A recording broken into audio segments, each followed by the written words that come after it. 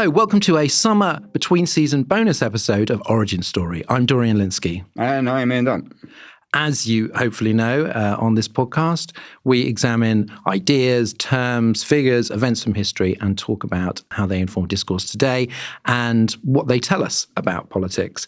This one is a little bit different. It's an artsy one, and it's probably not informing discourse today, but it is about the relationship between Dmitri Shostakovich and Stalin, and therefore between music and tyranny.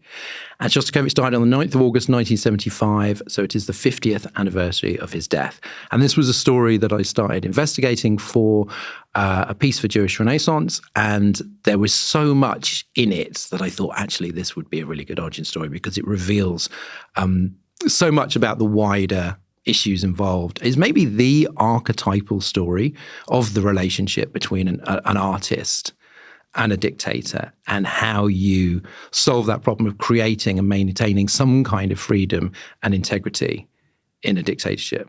I feel like I'm going into like a movie without having read any reviews. Like I'm going in properly blind to this. I know absolutely nothing about the story that you're about to tell. Well, it's funny because I did obviously write a book about protest songs, so music and politics, but that was all, broadly speaking, pop music. This is classical music, as I hope people will know. Biographer Brian Morton says, few modern artists more completely represent the contradictions of the age, politically, aesthetically, psychologically. And there have been massive arguments about his real beliefs and motives that go on to this day, the so-called Shostakovich Wars. Julian Barnes wrote a novel about it. There's loads of kind of arguments every time Shostakovich is performed again, particularly one of the more contentious symphonies. It all starts up again. Oh, wow. Probably the most controversial composer since Wagner. And at various times he was an enemy of the people, or he was a Stalinist stooge, or possibly an undercover dissident, or maybe somebody that wasn't really interested in politics at all. And nobody really knows for sure, because he lived this really Orwellian life of sort of irony and ambiguity and sarcasm and double meanings and codes and occasional claims that can't be 100% confirmed. And I think why I find it so interesting is, of course, when I was writing about protest songs, broadly speaking, they have words. You know what these songs are about. This is instrumental music. So all these questions of intention and interpretation, which is part of, listening to classical music, becomes super contentious when it's a question of like, okay, what did he really mean? What were his politics? Was he all the way up Stalin's arse, or was he trying to sort of undermine him through his music? And you can't prove it either way. Do you have an instinct after looking into it? Well, hopefully people will have an instinct at the end of the story. Okay. So what you're saying is, yes, you do, and you're going to try and, beam it towards us without revealing that's actually your engagement. I'm actually left in a state of great ambivalence, and that's why I find it so interesting. So Dmitri Dmitrovich Shostakovich, born in St. Petersburg on 21st September 1906. His parents were from Siberia. His father an engineer, his mother a pianist. Again, one of those classic examples of like rather sort of austere, scientific, rational father and sort of loving artistic mother. As a child, and I do suggest you look this up, he looked like a furiously condescending Harry Potter. I actually barked a laugh when I saw a picture of him as a child looking out, just like so angry at whoever is looking at him. So during the first 1917 revolution in February, he saw a young worker shot dead in front of him. After the second, in October, the successful one, he wrote a funeral march in memory of the fallen heroes of the revolution when he was just 11. Oh, wow. Oh, my God. So the family was suffering financially after the revolution. Dmitri finds work playing piano for silent movies, enrolls at St. Petersburg Conservatory in autumn 1919. It's actually called Petrograd by then because St. Petersburg becomes, Petrograd, Leningrad. It's always changing names, but it's the same city. His father dies in 1922, but because Shostakovich is so talented, the director of the conservatory sort of helps him pay for his studies, realizes he's really onto something. In 1926, he's only 19, he produces his graduation piece, his first symphony. So anybody studying music obviously has some graduation piece that they perform at the end of the course. This one gets immediate acclaim around the Soviet Union and is performed around the world. It's vigorous and imaginative and full of color and energy and sort of innovation. So he is off the blocks at the age of 19. Now, this is quite a good time to be a composer in the Soviet Union because Lenin just didn't care about art. Right. Just really not interested in art at all. So there was a fair amount of freedom for musicians, writers, and so on, including in the period after Lenin's death. It's a great luxury in that kind of regime is just that they are massively disinterested in what you're doing. Yeah. Actually, Lenin said that he didn't like listening to music because it made him depressed. Wow. That's an incredibly revealing thing for someone to say. It's like all music. Even like Sabrina Carpenter or something would have made him depressed. So this period, Shostakovich is mostly working in the theatre. There's this great opera he does, satirical opera, The Nose, which is based on a story by Gogol. And he worked for a bit, although it didn't work out, with Yevgeny Zamyatin, author of We, the dystopian novel that I wrote about in my Orwell book. But there's a group called the Russian Association of Proletarian Musicians. You can imagine, bringing the vibes. And they accuse him of formalism, which is an extremely vague term, which means sort of anything influenced by Western music, or more broadly, art for art's sake, rather than for the glory of communism. And formalism is going to be a big, big problem. And therefore, presumably bourgeois, and therefore untrustworthy and potentially politically dangerous. But there's absolutely no fixed definition. It's completely arbitrary. Anybody could call any piece of music formalist and condemn it. There wasn't some musicological analysis where you could sort of prove that something was or was not formalist. So it just becomes one of those kind of Soviet denunciations.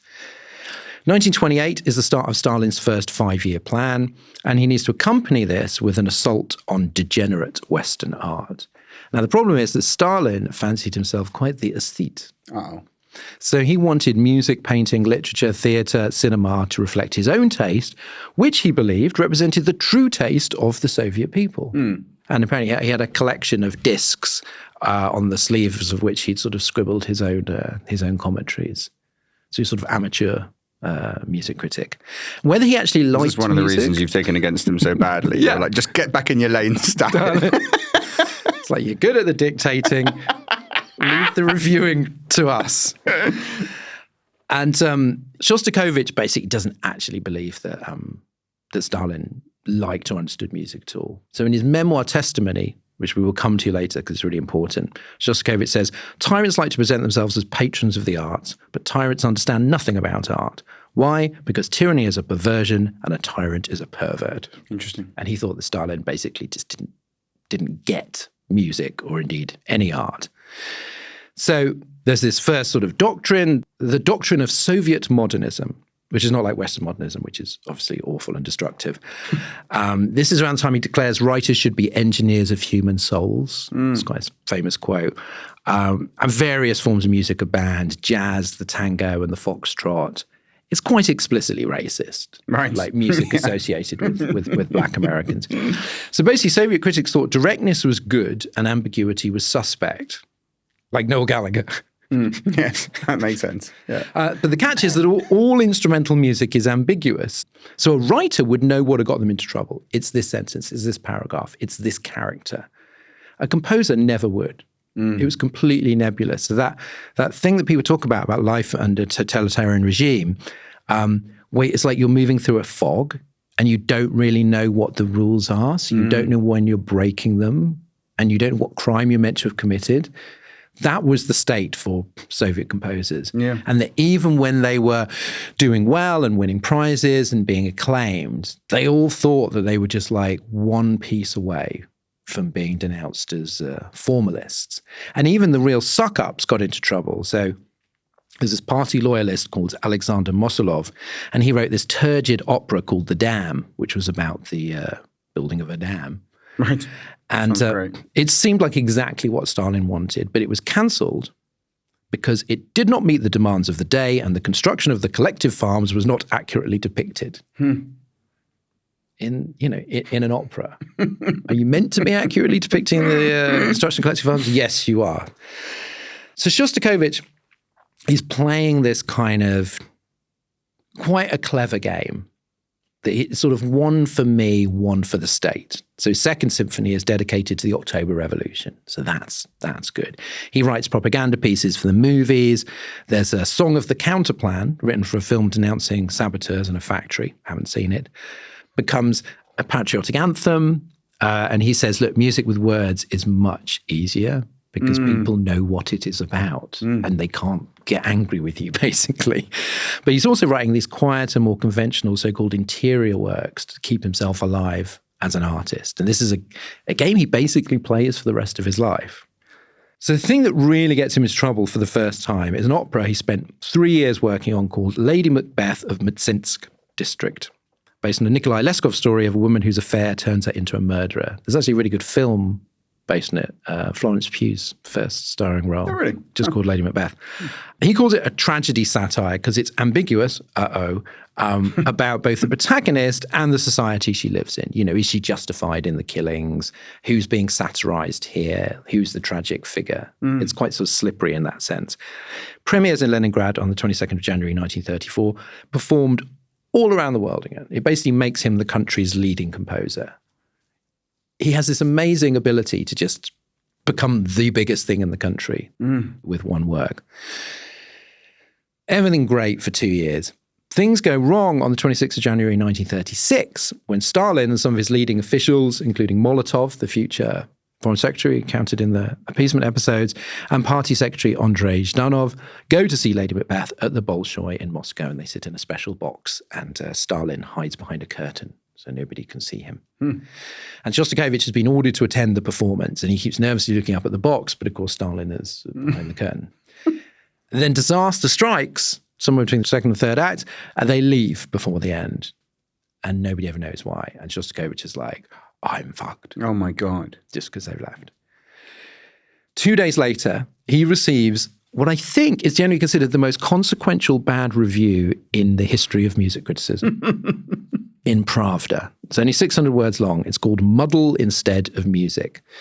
And it denounces it as coarse, primitive, and vulgar. And actually uses its international success against it. It says it's popular abroad because it tickles the perverted taste of the bourgeois with its fidgety, neurotic music. Fidgety, neurotic music, by the way, makes it sound pretty special. Doesn't it sound like Kid A or something? I mean, that sounds like most bands I was listening to in the late 90s. Yeah. And there's a particularly ominous bit where they write, the power of good music to infect the masses has been sacrificed to a petty bourgeois formalist attempt to create originality through cheap clowning. Oh, wow. It is a game of clever ingenuity that may end very badly. Oh, my God. Oh, that just sounds like straight up you're fucked. Yeah, I've never threatened anyone in a review like that. I want to say. I mean, to be fair, you've never really been able to amass executive might at the same extent that Stalin did. That's true. But if I had, who knows? Temptation would have been there. So the review was unsigned. We now know it's just written by somebody called David Zaslavsky. But Shostakovich thought it was written by Stalin himself. Right. And it certainly expressed Stalin's views. Now, this was the year of the Great Terror. Great Terror hadn't yet begun, but it was brewing. When Stalin declared the victory of what he called socialism in one country. So at the same time he was rounding people up to send to the gulags or be tortured and put on trial and shot, he insisted that artists encourage optimism through socialist realism. So it's like, everything's great. Ignore the fact that you've seen the person next door dragged off into a black car and never seen again. Let's have more upbeat music. So it really wasn't obvious why Lady Macbeth was so offensive. You know, what was there something in the characterization, the plot, and the music? Probably it was because it was the most popular Soviet opera, and Shostakovich was the most celebrated composer. It was basically, it's a warning. Right. And an editor at Pravda later admitted, we had to begin with somebody. Shostakovich was the most famous, and a blow to him would create immediate repercussions. But he maintained, Shostakovich knows, and everyone else knows, that there is no malice in our attack. He knows there's no desire to destroy him. Mm-hmm. Shostakovich does not know this when he is called the enemy of the people. Oh, my God. He says, this one review changed my entire existence. His work is banned from performance and publication. He's shunned by his friends. He thinks he's going to be killed. He lies awake at night waiting for the knock on the door and seriously contemplates suicide. Meanwhile, Pravda's like, he knows it's just a wind-up. And the thing is, lots of people do get killed over the next few years. usually accused of spying or some kind of Trotskyite plot, and then executed the poet Osip Mandelstam, the writer Isaac Babel, and the theatre director Meyerhold, who was a friend of Shostakovich. They worked together. He is tortured into falsely confessing he is a spy and executed by firing squad while his wife is stabbed to death. So this was somebody that Shostakovich knew. So of course he's going to be scared.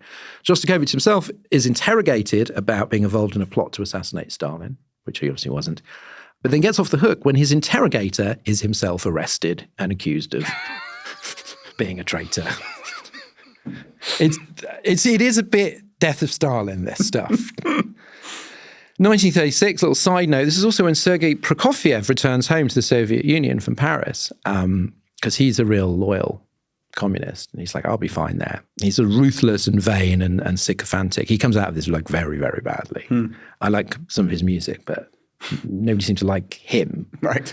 And anyway, none of this helps him. He's going to get into trouble as well. So because Shostakovich doesn't know what he's done wrong, he doesn't know what to write. So he's writing his Fourth Symphony, and he just starts overthinking it and going, well, maybe this will be seen as formalism or whatever. So he panics and junks it, and it doesn't get performed until 1961. He doesn't know what to do. Then he sort of regains his confidence, and he writes his Fifth Symphony, which he bills as a Soviet musician's practical creative reply to just criticism. Oh, okay. How's this going to go? So it debuts in November 1937. It is hugely acclaimed. Wow. Yeah, I mean, it worked. It's basically his apology symphony. It's big and expansive. People go, well, you've rejected tragedy and individualism and pessimism. Well done. As we'll see later, he claims that's not quite what he was doing. But at the time, he wanted people to think that. So he can work again. Writes string quartets, more work for the cinema, piano quintet, but it's up and down. The Sixth Symphony, not so popular. It's like each one is kind of like, how's this going to go down? And Stalin's politicization of music is getting ridiculous. After the Nazi-Soviet pact, it suddenly becomes very important to perform Wagner because he's Hitler's favorite. And then once the pact is broken, it's essential not to perform Wagner and point out his many flaws. So war begins when Hitler invades Russia in 1941. And this is actually, because Stalin is otherwise engaged, this is actually quite a good time for artists. There's relative freedom. There's less censorship. Shostakovich is on the front line, really, in Leningrad. He's digging trenches. He's a volunteer firefighter. And after a few months, he has to evacuate. But before he does, he writes the Seventh Symphony, known as the Leningrad, which appears to celebrate the courage of ordinary citizens during the German siege. Although he later suggests, because he started it before the war, that it's also about the city's victims of Stalin before 1941. But again, it's one of those things where later on, this is something he wants people to know. In 1941, he really does not want people to know that. Yes. Because it's instrumental, you can't say for sure. He called it the victory of light over darkness, of humanity over barbarism, which of course could apply to Hitler, could apply to Stalin as well. On 9th of August 1942, it gets one of the most extraordinary live radio broadcasts in history. I actually couldn't believe this. The army stages a special operation to bombard the German gun positions so that they won't interrupt the performance. Wow. It sets up loudspeakers in no man's land so all the soldiers can hear it. They have to literally pull people off the front line who can play instruments to join the orchestra. Some of whom basically are so kind of starved that they die before the performance and then have to be replaced. It's insane. It's incredible, like emergency something. It's broadcast around the world and becomes a symbol of the Russian war effort. And the score was taken to the US on microfilm via Iran and Egypt, and then fought over by who was going to conduct it. So Toscanini, because he was the most famous, sort of won the right to conduct it. There's a cover story in Time magazine with Shostakovich in his firefighter's uniform about the production of this symphony, which says that in America it was the most eagerly anticipated new classical work since, I think, 1903. Okay, wow. It's just a phenomenally important piece of music which represented, you can imagine, in 1942, in the heart of the war, it kind of represented America and Russia and Britain versus Hitler. So this helps Shostakovich. He writes, I came back to life after the 7th. You could finally talk to people. It was still hard, but you could breathe. So he becomes this Soviet hero at home and abroad. But like many musicians with a hit, he can't repeat the trick. So the 8th symphony is deemed too pessimistic. Right. And the 9th symphony in 1945 is thought too light and flimsy to mark the victory over Hitler. So it's like, this one is too hot, this one is too cold, this one is just right. But despite that, he is still sitting pretty. With Stalin, he's given a dacha in the countryside and a massive apartment in Moscow with 3 pianos. He's lavish with prizes and honors. He's probably considered the world's greatest living symphonist at this point. Right. Will things go wrong? Yes, they will.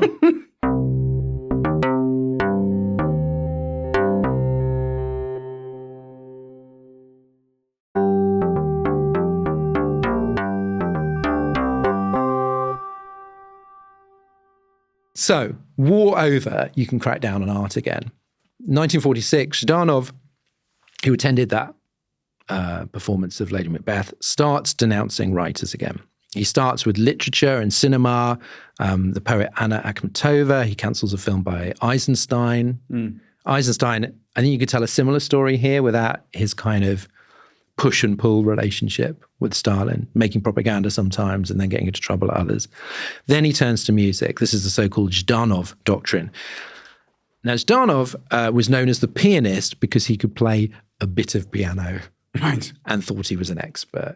So again, these are the people you've got to watch out for. Not the ones that don't get art at all, but the ones that think they get it. In January 1948, he holds a 3-day conference at the Kremlin where he invites dozens of musicians and composers to sit there and be lectured on the dangers of formalist perversions and anti-democratic tendencies in music, alien to the Soviet people and its artistic tastes. I, again, feel another merch mug coming on. Formalist perversions. I mean, the whole quote, but sure, that's obviously my favourite part. So what you've got in this room is the most successful composers in the country, Shostakovich, Prokofiev, Aram Khachaturian, Nikolai Mayakovsky, forced to listen as he destroys their careers in real time. They are all expelled from the board of the Composers Union for, quote, renouncing the fundamental principles of classical music in favor of confused neuropathological combinations that turn music into cacophony. There's a lot of language of kind of mental illness in music that's kind of too fancy. I've got to say, I'm finding like the word choices in these attacks absolutely fascinating because it's just this completely insane alien world that I haven't really come into contact with before. Right. You know what the political version of this is with like, you know, counter-revolutionaries or kulaks or something like that. But the musical variant of what is your thought perversion, I hadn't really come across. And it's quite detailed and quite precise. Neurotic is, I think, the worst thing that you can say. And the whole point is to humiliate people who had previously been celebrated. It was this symbolic mind fuck.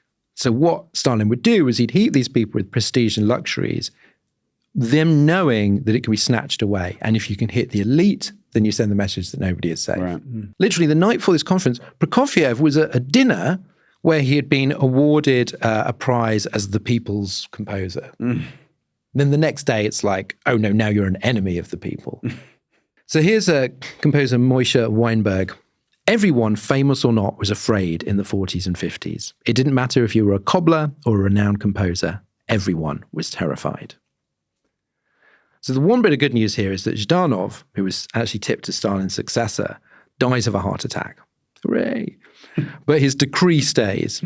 And the musician's chief tormentor now is Tikhon Khrennikov, who is a mediocre young composer. Again, it's that, not no talent, but not enough talent, so he gets jealous. Handpicked by Stalin to head the Composers Union, a job he held until 1991. Oh my fucking Christ. Yes, the entire lifespan of the Soviet Union. Jesus. But I'm also amazed that like Khrushchev doesn't get rid of him or anyone.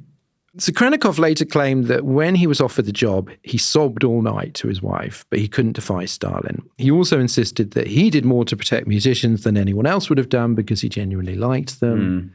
You know, we can't sort of test that counterfactual. Possibly someone else would have been more malicious, but you know what I mean? He was doing the Stalin's bidding in public. Shostakovich really enjoys telling a story about the time Khrennikov was in a meeting with Stalin and was so scared that he shat himself. Jesus. I don't know if this is a true story, but there are other stories of people shitting themselves in Stalin's presence, so why not? So the composers' performances are cancelled, their compositions are withdrawn, their official roles are cancelled, they're attacked in the press. And again, the language, you will love or hate the language here. He had a professorship at the Leningrad Conservatory where he'd studied as a young man. He is sacked for musical incompetence all of a sudden. And his latest pieces are denounced for violating reality, which is apparently something that music can do. So in Orwellian terms, he's unpersoned for the second time. And, think about that it happened to him in 1936, and he thought he was a dead man walking, and he clawed it back and became the most celebrated composer in the country and the world. And now he's back where he was. He's miserable, unemployed, he's drinking a lot of vodka, gets so depressed that when he hears that a theatre director he knows has been murdered on Stalin's orders, he says, I envy him. Jesus. So it's even worse for Prokofiev because he had been so craven and loyal. So there's a pianist, Sviatoslav Richter, whose father had been murdered by the secret police. So that Prokofiev was a man without principles whose motto was, you want it, I'll write it. That I couldn't really find anyone to contradict that version of Prokofiev. Now he is destroyed by poverty and depression. His wife is sent to a gulag in Siberia. It just utterly crushed and basically never recovers. Now, of all these people who are accused, only one of them, Mayakovsky, just refuses to apologize. And the rest find different ways to appease the regime. Like Shostakovich goes back to writing scores for patriotic movies. He makes a long speech in which he confesses his failure to represent the great national uplift. Again, words like uplift and optimism and almost a musical populism, the idea of anthems that make everyone feel good, take on such a dark hue in this period. Yeah, 100%. Because that's what the state wants. Well, it's like playing nice music to the cattle when they go into the abattoir, basically. It's just like distract them with this. It's really quite a frightening sort of landscape that you're portraying here. And one trick, Shostakovich says, to buy yourself a couple of years of peace is you announce you're working on a project with a patriotic title, but then you never actually write it. So say, people, what are you working on? And then you just go, I'm writing an opera called, Glory to the Collective Farm. People go, great. And then you just don't do it. And then they forget you ever said that. On 16th of March 1949, the phone rings. Shostakovich picks it up and Stalin is on the other end. Obviously, he's terrified, but Stalin has an offer for him. He says he wants Shostakovich to join the delegation to the Cultural and Scientific Conference for World Peace in New York, which is a massive Soviet propaganda effort and not really a conference for world peace. And he says to Stalin really nervously, well, the problem is my music is banned. And Stalin goes, oh, really? I didn't know. I didn't want that to happen. I'll unban it then. So there was that thing where it was almost like that Stalin just changed his mind and he'd go, I presumed you just some arsehole who was working for me did that. I had no idea. In New York, Shostakovich, he arrives. He's met from the plane by Aaron Copland and Norman Mailer. He plays Madison Square Garden, where he plays the scherzo from the Fifth Symphony on the piano. But by now, because the Cold War is beginning, Americans now think he is a total sellout. Right. And Time magazine, which put him on the cover once, now just says he's a Stalinist mouthpiece. Now, if Shostakovich is to be believed, he is miserable and terrified the whole time. Right. There's a photograph of him smiling in New York, and he writes later, that was the smile of a condemned man. I thought, when I get back, it's over for me. But of course, we don't know, because he didn't tell anyone at the time. I feel like you have to be quite stern to doubt him too. Like, who in his position would be walking around thinking, I'm having a whale of a time in my life? I mean, obviously you're going to be beset by sort of paranoia and fear and just at the very best, a low ebb of moral terror. It's totally credible. It's just at the time people thought that he was what he was projecting as. Right, yeah. Which is a loyal communist. So back in Russia, he's still living this musical double life. In public, he writes these ghastly propaganda pieces like Song of the Forests and The Sun Shines Over Our Motherland, which is as good as its title. Right. But in private, he writes these small personal string quartets to be performed after Stalin's death. And what hides them away?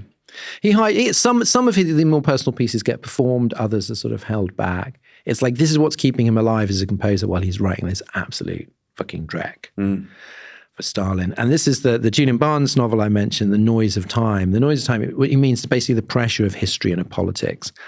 And Barnes says that this private music is what he uses to drown out the noise of time. This is the space of kind of pure art. The day finally comes, 5th of March, 1953, Stalin dies. In a freakish coincidence, Prokofiev dies 50 minutes earlier. What? Yeah.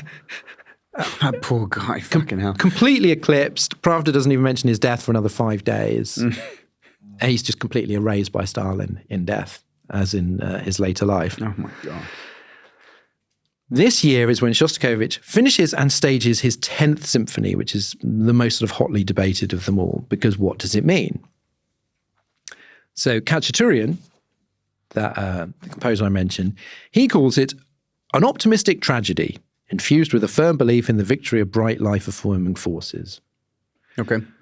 Khrennikov thinks it's gloomy, obscure, and un-Soviet. And listening to it, it's like, again, you could go, it could be this, it could be that. Shostakovich, like the worst interviewee, says, in this work, I want you to convey human feelings and passions. Nice.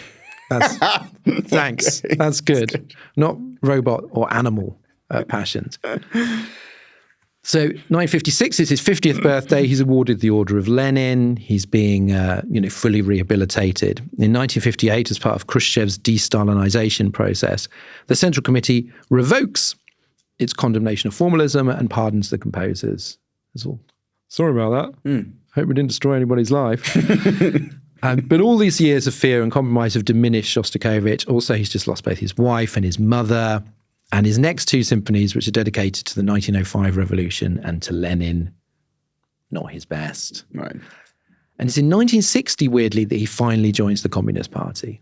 And we don't know whether this is because he had to for career reasons, because he truly believed, because he was pressured, he was scared. Again, all of these things come into play.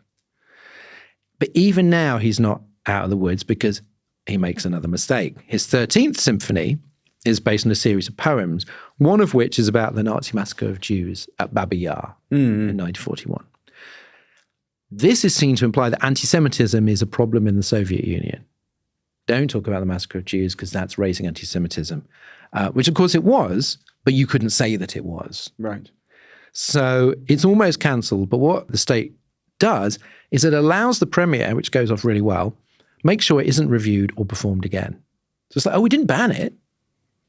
This is like a very good definition of the distinction between the Soviet Union under the powerful lunacy of Stalin and then the more moderate, subtle lunacy of the people that came afterwards. It's still essentially cancelled. But they can say, well, we had a premiere. It seemed to go well.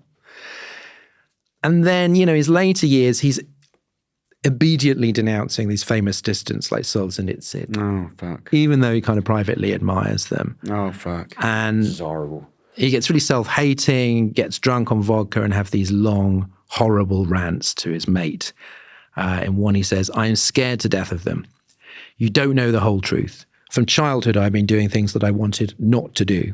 I'm a wretched alcoholic. I've been a whore. I am and always will be a whore. Oh, mate, this is awful. So inevitably, his work is getting darker. It's getting more death-obsessed. His health is declining. Around the time he left the conservatory in the early 20s, it was the first time he got sent away to recover from tuberculosis. So he was always this kind of, gave the impression of being this pale, sickly, fragile man. Apparently, not entirely true, quite a laugh. Sometimes he liked vodka. Well, before he became a wretched alcoholic, he liked to drink, he liked to party, he liked fast cars, loved football, part-time football referee. Okay. So he wasn't quite like what you would imagine from looking at this photos, which is an incredibly kind of like severe, sickly character. He was, a more rounded human being, but he was ill most of the time, as so many of the people we cover in Origin Story were, particularly with TB. Yeah, it's so true. You have people who just spend like fucking decades with these horrible illnesses and somehow manage to achieve so much. He dies of respiratory failure on the 9th of August, 1975, 50 years ago. Unfortunately, this is holiday season, so many of his friends are away and miss the funeral, as are the members of the orchestra who would have played at the funeral. So this great composer is sent off by recorded music. Jesus Christ. Don't die at the wrong time of year. Is that the message? Don't die when everyone's away on holiday. I really hope that, if my friends miss my funeral, they have a better excuse than I was in Magaluf, which wasn't very convenient. I think probably in the Soviet Union at that time, because a lot of people, privileged people, would go off to the dashas in the countryside. So it was actually quite hard to get back. Right. You couldn't kind of fly back like you could from Magaluf, and you should do when Ian dies. Thank you. I'm becoming increasingly disturbed by this strain of thought. Yeah. And sort of wrap up the humiliation, Khrennikov, his enemy, gets up and tells mourners what a wonderful, loyal communist Shostakovich had been. And the New York Times obituary also calls him a committed communist. This is what most people believed him to be.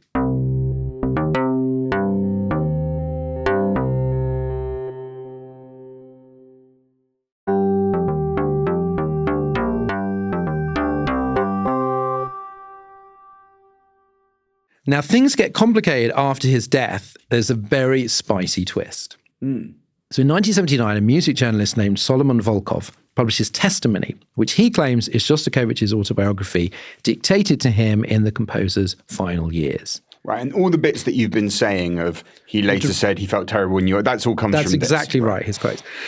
So Volkov definitely knew Shostakovich. There's photos of them together. He got him to sign off the pages. It was immediately obvious that while these may be his views, Shostakovich's views, they were not really his words. And it's impossible to know which bits to believe. And it seems that what Volkov did had a lot of notes, a lot of scribbled notes that he would then pad out by pasting in, essentially, things that Shostakovich had said or written in the past. So it was a collage of these interviews and then previous writings. And, I mean, it's a good read. It's very well put together. But obviously a lot of Shostakovich's friends were just like, either this is partly or wholly made up. The patching together suggests that they're all his words, but from different moments and times. But the made up suggests stuff has been added. Yeah. The fleshing out, which happens sometimes if somebody kind of dies in the process of an autobiography. I just read one like that where, the guy who was working with him on it admits, and he goes, well, we hadn't finished it. And so I've had to kind of like pad out with the sort of thing that he would have said kind of thing. Right. It's the thing that happens. Volkov didn't kind of explain it, and he sold all of his kind of manuscripts to private collectors, and no one's basically ever been able to see what the actual original notes were and prove it. So, for example, you've seen The Death of Stalin, right? I have. So the opening sequence about a pianist who has to re-record a concerto in the middle of the night because they haven't recorded. Stalin heard it on the radio, loved it, wanted a recording. They didn't have one. So they basically have to kind of like bring in another conductor because the first one's fainted. And then he sends her, money and thank you. And then she returns the money with a vicious letter. Right? That is straight from testimony. Right. But there is no other evidence that it ever happened. I mean, the pianist is quite famous. She'd worked with Shostakovich. So it's when you see it in the movie, and I was like, this must be fictionalized. And it's like, it might be fictionalized, but by Shostakovich / Volkov in this book. Right. So you really, really don't know what to believe unless you can confirm it. Anyway, it's super entertaining because it's so bitchy. It's very weird and bitter and sort of self-hating, but he hates everyone else as well. So we just get lots of abuse of Stalin, obviously. Right. An ordinary, shabby little man who held whatever opinions made it easier for him to tyrannize others. Prokofiev has the soul of a goose and the personality of a spoiled wunderkind. I love the soul of a goose. I don't really know what it means, but it sounds bad. The poet Vladimir Mayakovsky, quite a big figure. He committed suicide in 1930. He was one of the very kind of loyal, Leninist, modernist artist who sort of fell apart. He epitomized all the traits of character I detest: phoniness, love of self-advertisement, lust for the good life, and most important, contempt for the weak and civility before the strong. Oh, wow. It's a burn book, essentially. He hates almost everybody. There's one line that made me laugh, which I might actually put on an origin story mug. It seemed things couldn't possibly be any worse, brackets. Later it turned out that they could be a lot worse. Yes, no, unfortunately, that is actually a very good origin story mug. Yeah. But the real scoop in the book is what he appears to say that his music means. So in life, as I said, he rarely said anything about it. But now he's completely reframing it. He says the Fifth Symphony, which we discussed was relatively kind of bombastic and uplifting, is really a parody of being forced to celebrate the state. So it's sort of satirical. The 10th Symphony completely reframes. He goes, I wrote it right after Stalin's death, and no one has yet guessed what the symphony is about. It is about Stalin and the Stalin years. The second part, the scherzo, is a musical portrait of Stalin, roughly speaking. Then he goes on, all of his symphonies after 1936, like after the Lady Macbeth scandal, were meant to be tombstones for Stalin's victims. People had not thought this before. Suddenly, it seemed like he was saying, this is what my music was about, and you've missed it, you fools. And there is no consensus among scholars of his writing, his personality, as to whether this is an authentic appraisal. There's not even, is there even a weight of opinion on one side or the other? Well, this kicks off the so-called Shostakovich Wars. Right, okay. Which have been going on for almost 50 years. So if these are his words, and he's not lying to launder his reputation, as he's dying, then every piece of music that isn't obviously triumphant is potentially a subversive comment. Like the gloomy bits are attacking Stalin, the lighter bits are mocking Stalin. You can read them all that way. So the argument over its authenticity has two phases. At the end of the Cold War, you got the Soviets need testimony to be fake, the anti-Soviets need it to be genuine, right?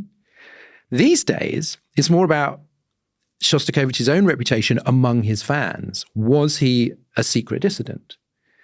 And there is this need for, as we know, for great artists to be admirable individuals. So a lot of people that they love Shostakovich's music, they're aware, obviously, of this enormous controversy about him and how many times he, compromised and seemed to just, produce propaganda and suck up to Stalin. And they're like, but this proves that he was really subtly undermining him through his music, which you cannot prove.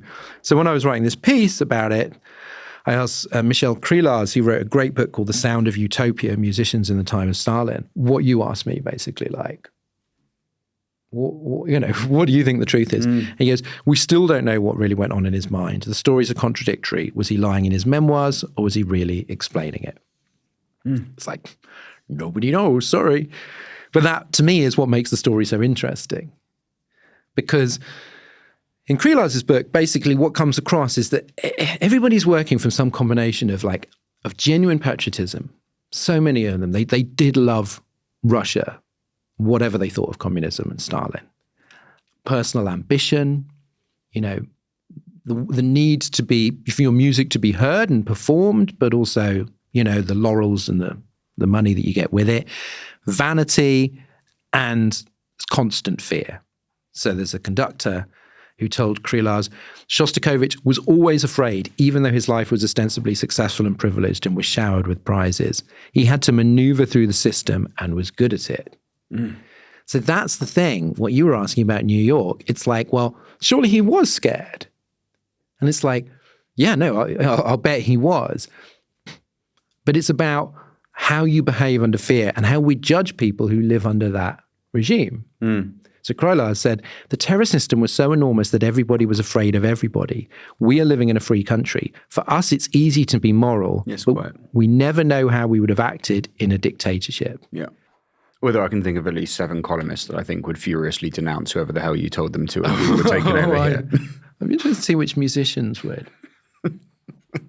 Which musicians would happily write propaganda pieces for the regime? I have fun game. Very little hope for the Gallaghers, but quite a lot for Jarvis Cocker for some reason. Jarvis Cocker would be straight to the gulag, I fear. And the poor old Mannix. What I found fascinating about this, having written so much about music in politics, is that it says, look, there is this ideal of that the arts can transcend politics. that it can exist in this other space. And it can on some level. You can listen to Shostakovich and not be thinking about Stalin. I was listening to him on writing this piece. And some of it I was just like, oh, this is kind of extraordinary and moving. And I'm not thinking, what does it mean? And, who did he denounce, right? But you can't erase it. You can't just sort of wipe it away. And if we're talking, it just seems very current in the sense of talking about, can you separate the art from the artist? And that's where the Wagner comparison comes in, because it's associated with anti-Semitism. Yes, although I on that quote that you just gave us, I think it is like the distinction between this and, I don't know, sure. Neil Gaiman or something is like, these are not people that are living under a totalitarian regime. These are just people, that did stuff, when they were perfectly free not to. But it's weird that, like Eisenstein, his great movies like Battleship Potemkin, maybe there is great angst about it, but I don't hear him talked about in the way that Leni Riefenstahl's movies are talked about. People are trying to sort of absolve, maybe Leni Riefenstahl didn't really like Hitler. Maybe she was just being, she was trying to kind of find a way within the system or whatever. It's like you can never resolve this. And I think the appeal of these lines in Testimony is that people want to go, look, we've got proof. But of course it's not proof, because maybe he didn't write those lines. And if he did write those lines, how do we know he was telling the truth? Because at the time, he's just going, all of my work is about how wonderful communism is. And later on, it's like, all my work is about how awful communism is. And it's like, oh, I see now. How convenient. And I also think that Stalin tests to destruction, this notion that really bothers me, that people just say quite frequently on the left. They go, all art is political. And I know their argument is that you can find the politics in all art, that it all it contains certain assumptions, arises from certain material conditions, reaches a certain audience. But actually, in countries where people have decided that all art is political, it's a fucking nightmare. It's a nice thing to say in a democracy, in a sort of make you think way, right? But actually, when that philosophy is applied in a literal sense in a dictatorship, it's an absolute nightmare. And art basically cannot, exist in a real sense. It's mutilated. All of this propaganda stuff, pretty much, is whether it's whether it's a play or a movie or a symphony, is worthless. It does kind of destroy the creative spirit.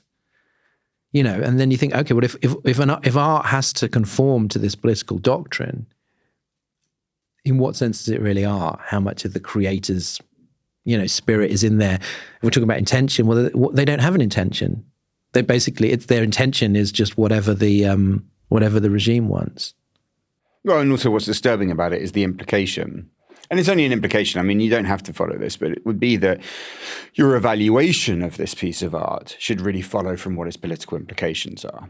So it might be harder, for instance, to say that something's just a good rom-com when they're like, well, actually, this uses romance to hide people's, awareness of the class struggle. So therefore, it must be bad. All superhero movies are, whatever, celebrate fucking, power and militarism and neoliberalism or whatever. You know what I mean? I don't like that. They seem to, some of that, it seems to be just the descendants of Marxist criticism, where everything is good or bad depending on whether it conveys the right message. And actually, when I wrote my protest songs book, I deliberately chose as one of the epigrams this really provocative quote from Phil Oakes, who was extremely left-wing, extremely committed songwriter of protest songs in the 60s.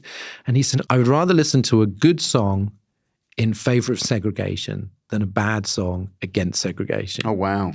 Wow. Well, it's a fascinating thing for him to ballsy say. thing to say, but he was basically just going, that was why I chose it, because I wanted to make the point. It's like, this stuff has to be good. You cannot say something is good just because you approve of the message. We've all seen incredibly dull, preachy films whose politics we would probably entirely agree with, and heard bad protest songs, etc., etc. So on that subject, there's a wonderful exchange in Krylar's book, which I'm gonna end on, about music and politics. It's between Shostakovich's former student, oh my God, I'm going to kill his name, Mstislav Rostropovich, and a member of the Central Committee. So quoting Lenin, the apparatchik declared, whoever is not for us is against us. And Rostropovich replies, When I play Dvorak's cello concerto, which I do very well, can you tell whether I'm for or against you? Very good. Thank you very much. Guys, thank you for listening to an extra edition of Origin Story. We will be back very soon indeed with, well, more of the same. Also, if you want to read more about this, all the sources are in the show notes on the Patreon page, where you can also leave a comment on the episode. Please, there's absolutely no need to say that I got some of the Russian names wrong. No, I just work on that assumption. That is just, but I would like to think that I did not get all of them wrong. So if you do spot one that he pronounced correctly, do tell him, because he's super in the market for that kind of vindication. So yeah, we're going to be back. We're really trying to mix it up with the bonus episodes. There will not be another one about a classical composer in the near future. We're going to be moving all over the place between now and the beginning of season 8. Thank you so much for your support. Cheerio, guys. See you soon.